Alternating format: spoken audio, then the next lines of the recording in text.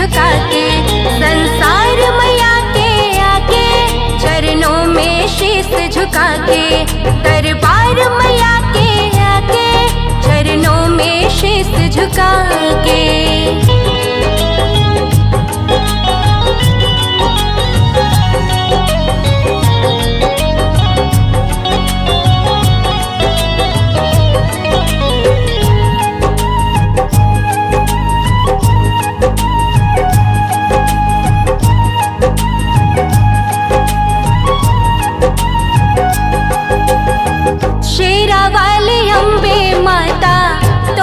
संसार बा दया तोहर होला सब पे, तू ही ता हमार माँ।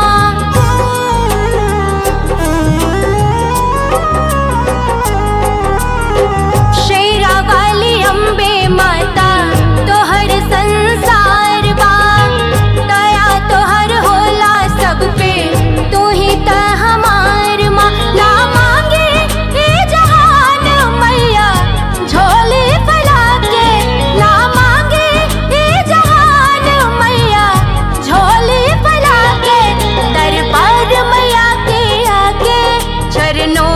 शीश झुका के, संसार मैया के आगे चरणों में शीश झुका के।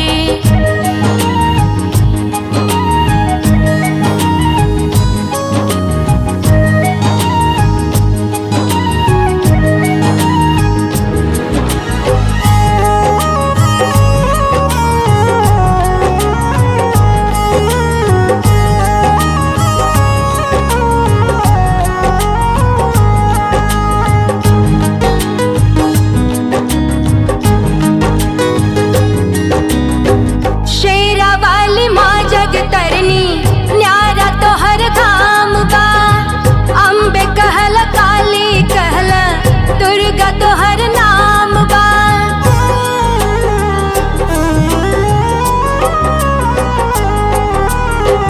शेरा वाली माँ जगतरनी न्यारा तोहर धाम बा, अम्बे कहल काली कहल दुर्गा तोहर नाम बा।